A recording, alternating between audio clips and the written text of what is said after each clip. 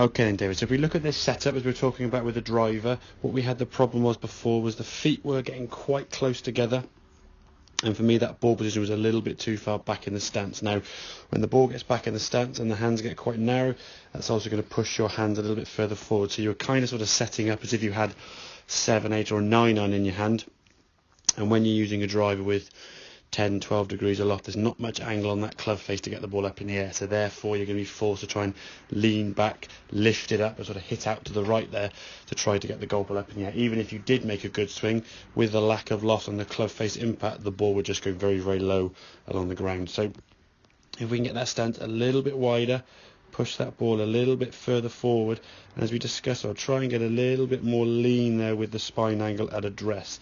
That's going to create a more of an upward natural hit rather than either coming down too steeply in the downswing or being forced in the downswing to kind of lean back to try and get the ball up in the air. If you're swinging the golf club on the way down trying to find that correct position, it's going to be very, very difficult to control that, and consistency wise almost impossible to hit the same shot over and over again.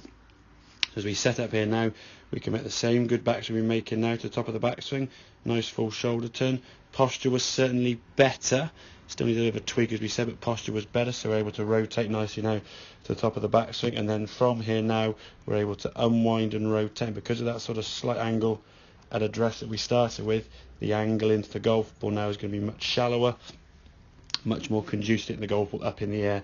And we can rotate the body now through the target, and when the body rotates and we finish more round onto our left with a good rotation with hips and shoulders, we're not going to get that sort of flippy one that we had before, where the ball would then go sort of low to the left. In the past when we swung this club, as we came back into it, sort of hanging back, trying to sort of hit up and out to the right there, not really much twist off that right side. Right foot you can see kind of supporting the weight now because your weight is still hanging back a little bit in comparison to obviously the better move on the right hand side here now.